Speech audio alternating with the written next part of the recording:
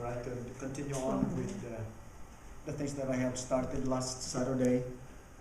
And I've been pointed to you last Saturday some events that will take place and some meaning of things written in the Bible, which of course involve the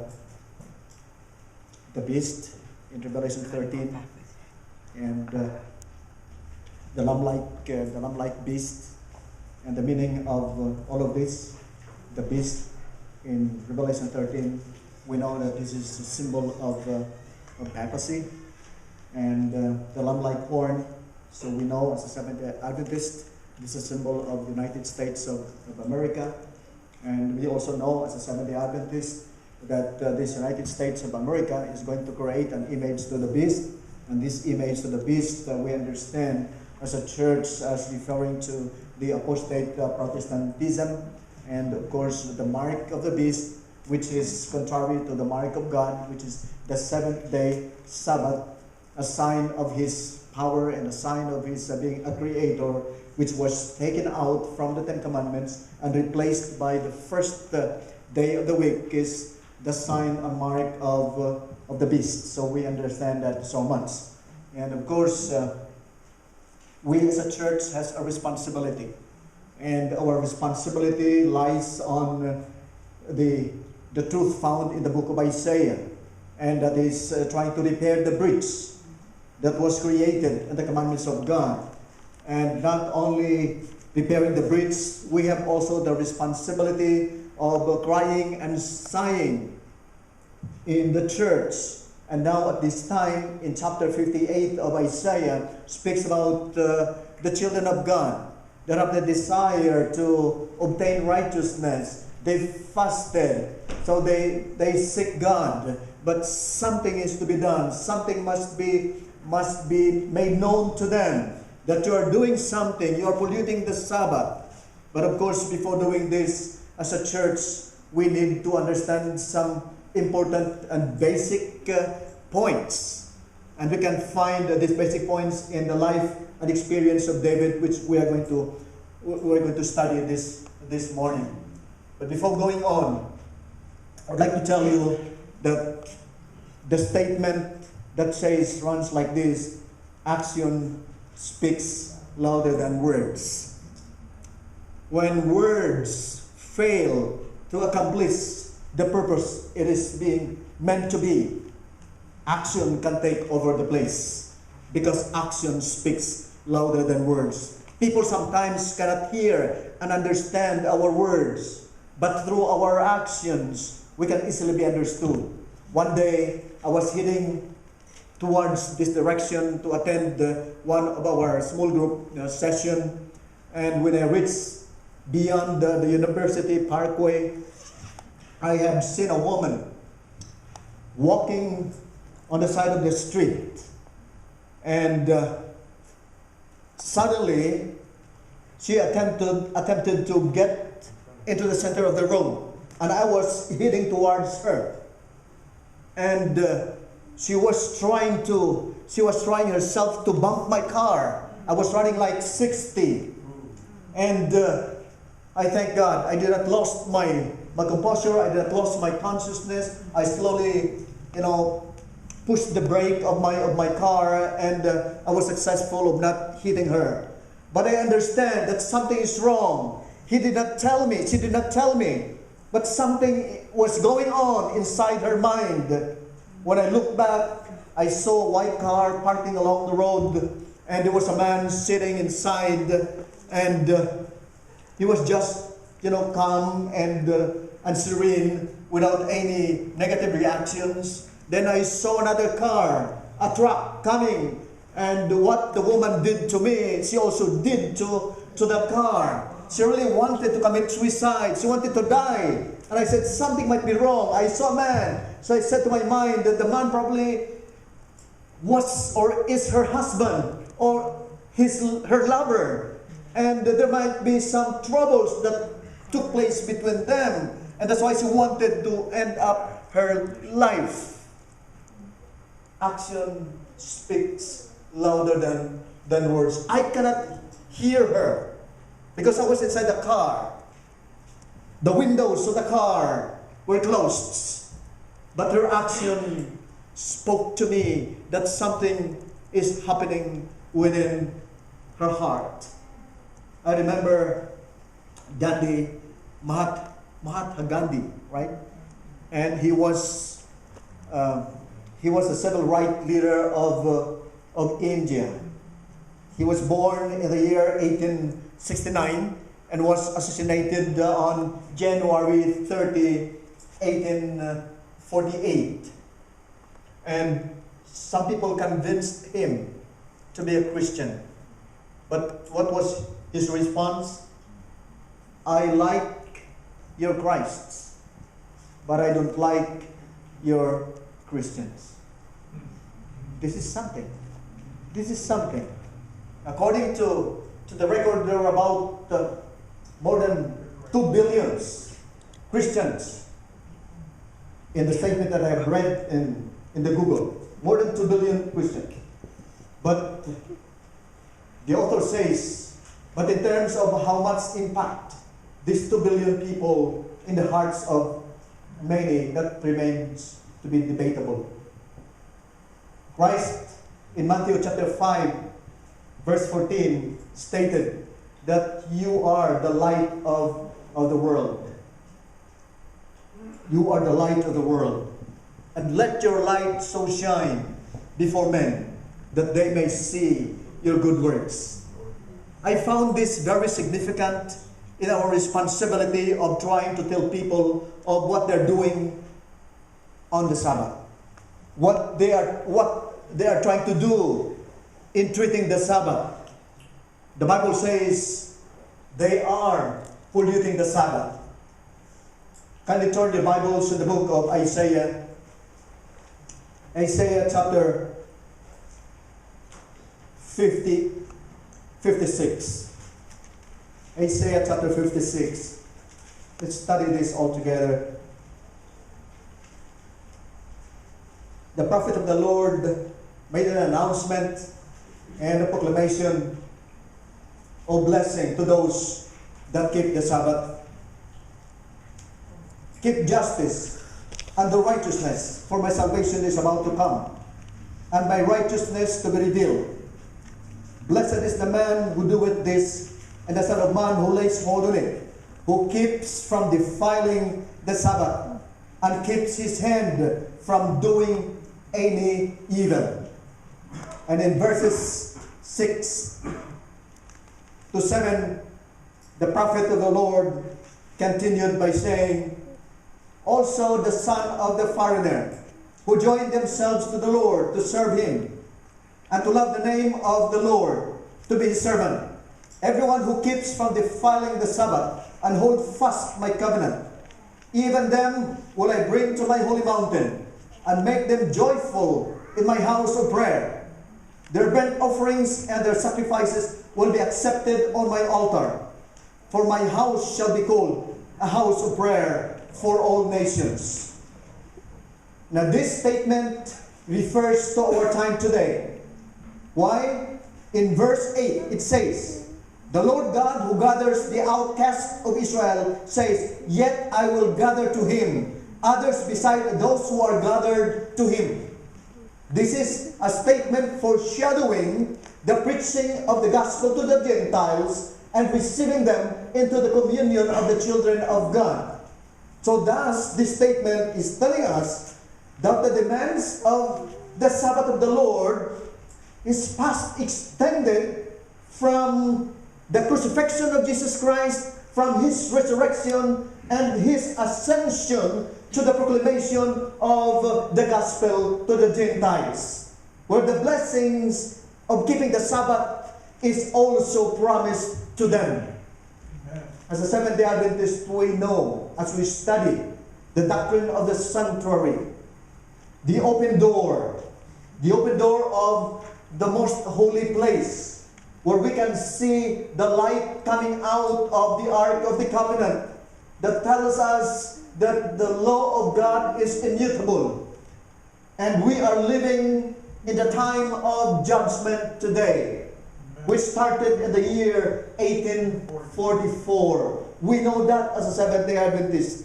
And therefore, as a church, we need to help one another. Not just helping others outside of the church, but inside the church, we have to look at our members that needs our help. Because Galatians chapter 6 verse 10 is telling us we have to seek every opportunity to do good to all men, especially to the household of faith. And in this connection, I believe that we have to help one another in trying to restore the breach in keeping the Sabbath. But there's a problem here. There are some details on how to keep the Sabbath that is not spoken of the Bible. But people are just trying to make some sort of implication out of what they have read. Just like the Hebrew people, the Jewish people. The Sabbath prohibited the threshing of the Sabbath. And the threshing, gathering grains of the Sabbath. And they have interpreted that what the disciples did when they were hungry was like, gathering foods on the Sabbath. The Bible says that it is not lawful to lit a light on the Sabbath. And the Jewish people, to kindle a light on the Sabbath, the Jewish people make some implications out of this, that because the Bible says don't lit the Sabbath, even it's cold, let it be that way. And if they have some sort of a sophisticated kind of life, that they just need to, to use some electric thing there to make the place warm and comfortable, they will not do it themselves. Because doing that is a violation of the Sabbath. So what they are doing is just to hire somebody to do it for themselves. So some sort of implications. And that makes some sort of conflicts among Christians and among the Jewish people. But of course, in dealing along this line, brothers and sisters, we have a guide, we have a Bible. We can refer to the Romans chapter 14. If you read the whole chapter of Romans 14, it spells out what are we going to do when my neighbor doesn't have the same opinion as mine. And the Bible is telling us we should not lord over them. It's worth reading Romans chapter 14, brothers and sisters, because in terms of Sabbath keeping, sometimes we come to a disagreement. Other people said it's not lawful to take a bath on the Sabbath. Have you heard that? And it is not lawful to cook on the Sabbath. Of course, because lighting of fire is there. So when you lit fire, so it's cooking. But of course, studying the Bible, you have to consider the time and place and the context of where the text is found. And that is not our purpose for today to determine. But the point here is that when there is a difference of opinion that exists among us, what should be our attitude? In Romans chapter 14, verse 5, we are told, one person esteems one day above another. Another esteems every day alike. Let each be fully convinced in his own mind. Because these two persons with different opinions, they're doing it to the Lord, according to the succeeding the verses. They're doing it. The one who treated one day superior than the other day is doing it for the Lord. And the other one that doesn't do the same thing is doing it for the Lord. So let everyone be convinced unto himself. Here's a sure result. If one thinks that if he does this thing, he's doing it to the Lord, and if he will not do it, to him it is a sin. Verse 23. But he who doubts is condemned. If he eats because he does not eat from faith, for whatever is not from faith is sin. You must to act what you believe, the Lord. You must to act under the guidance of clear scripture statement, I suppose. Desire of Ages, page 550 to 551, it says, In all matters where principles is involved, let every man be fully persuaded in his own mind. In Christ's kingdom, there is no lordly oppression, no compulsion of manner. The angels of heaven do not come to the earth to rule and to exact homage, but as messengers of mercy, to cooperate with men in uplifting humanity. No forcing, brothers and sisters. And in the way of proclaiming the reproof, as presented by the prophet Isaiah in Isaiah chapter 58 verse 1. Cry aloud, spare not, lift up your voice like a trumpet. Tell my people their transgression and the house of Jacob their sins. There are two kinds of telling the people of their sins and of their transgressions. By means of spoken words and by means of action. Our text tells us that the spiritual gift that God has given to His children doesn't fail. And that spiritual gift refers to love. And love is an action word. Others speaks it so easily. Others just utter it without any restriction. But in reality, they don't have that. Sometimes we don't understand the meaning of the word love. In 1 Corinthians chapter 13, we are told that love is very important. Though I speak with the tongues of men and of angels, reproving them, using these words, using this tongue, but have not love, I have become a sounding brass or a clinging cymbal. So words must be accompanied with love.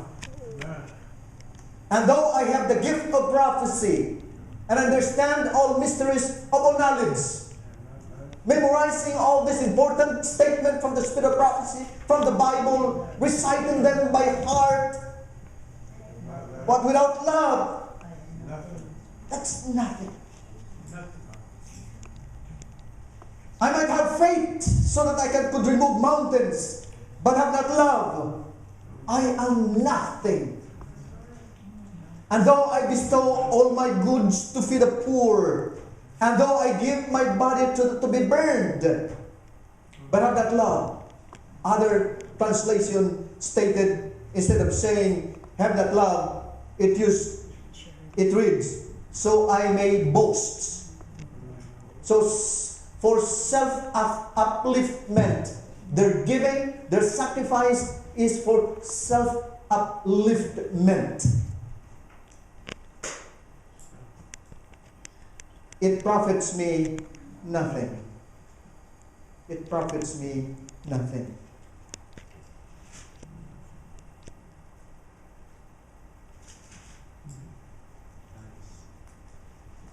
How to understand the word love? Here are some of the points that we need to understand.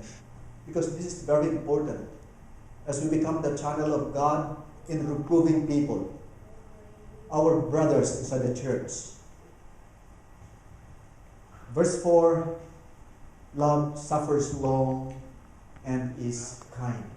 Suffers long and is kind.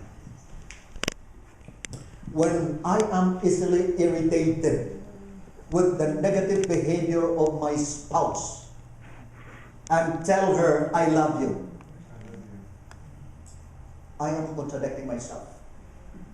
Because love suffereth long and is kind. I see the meaning of the word kindness in the dictionary, and one of those, it mentioned kindness meaning to say giving, being benevolent, being giving. So when you say I love you, that means you are kind, you are benevolent, you are not easily provoked. Not the word, erase the word easily. It's not found in the Bible. But it says, it is not provoked when you are love.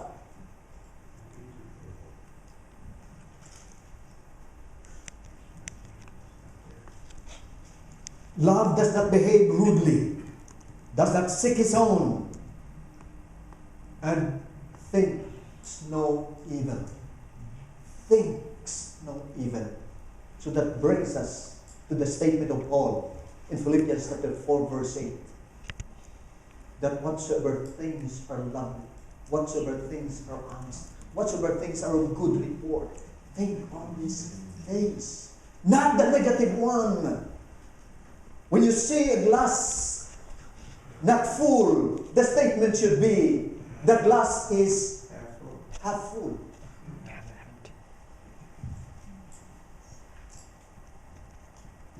Not that the glass is half empty. Positive. When we are in pain, sometimes we cry because of pain. But we think that all things work together for good to them that love God. So that turns our attention to the end result of what we are experiencing right now. When we lost somebody and we experience comfort from the Lord. Now the Lord is trying to teach us how to be a skillful comforter as we look at how He comforts us. That's what the Bible is telling us. In order that we comfort others in the same manner that we were been comforted by God. So that's, it bears all things, does not rejoice in iniquity, but rejoice in truth, bears all things, believes all things. Brothers and sisters, if we have this love within us, it's easy for us to be a vessel or an instrument of God in trying to cry aloud and tell His people that they are polluting the Sabbath. It's not just doing the things immediately. There are important things to be done within me before I can be an effective reprover of the faults of my brothers. And in one statement of Ellen G. White, righteousness is love. Righteousness is love. And love is the light of the life of Jesus Christ. And we can find this righteousness, this love in the life of Jesus Christ when He gets into my heart. As Paul says in Galatians chapter 2, verse 20. I am crucified with Christ, nevertheless I live, yet not I, but Christ liveth in me. Now that means salvation. So we did not work, we did not to pay amount of money in order that we can have this love inside us, in order that we can have this Christ inside us. Philippians chapter 2 verse, Ephesians chapter 2 verse 8 is telling us that this is a free gift. Salvation. Christ means salvation. If we have Christ in us, this is salvation. And David had recognized this after he committed a sin against God, that in order for him to be an effective instrument in the hands of God to reprove others, to lead others to be converted to Jesus Christ, he recognized these following important things in Psalm chapter 21 when he said in the prayer of David, Psalm chapter 51, verse 10, create in me a clean heart, O God, and renew a steadfast spirit within me.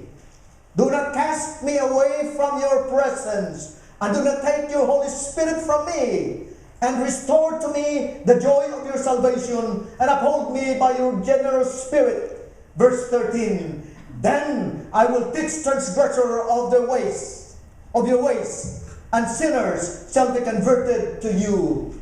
David is simply saying to us this morning, telling to me this morning, that Lemuel You can only be an effective instrument in telling the people of God their mistakes, cry and sigh loud of their mistakes and the polluting of the Sabbath. If Christ is in you, if you have surrendered your life to Jesus Christ, without that experience, you are not qualified to do this because you will be misinterpreted. What people can see is what you are doing. One said, I would rather see a sermon than hear one. That's right. So this is an opportune time for us, brothers and sisters, to meditate and to think and to examine ourselves. Am I ready to be an instrument in the hands of God to tell His people of their transgression? Am I ready to do this? Is Christ living in my heart? Yes, sometimes it is necessary to use words in order to tell people of their mistakes. But if we did that and doesn't do any good result, let's change the approach. Let's show love. Let's be kind to one another. Not easily provoked, not provoked. So that is the meaning of love. So love is not a word, but it is more of an action. Now probably the words will just make a validation of what we are, or vice versa. I'd like to tell you, brothers and sisters, that this is the gift of God. Amen. And if everybody desires that we receive this gift, let's continue on asking God that we can have this gift. And once we believe that we have it, and then, of course, it takes time to develop ourselves. This is not just a magic, that right away it is there. It's not just a moment and a twinkling of an eye. It takes time. Remember, the sanctification process is a lifetime process. The work of God is progressing every day. But as Paul says, I am persuaded that he who has started a good work in me is going to accomplish it. And let's rejoice because of that promise that we have in the Bible. God bless us.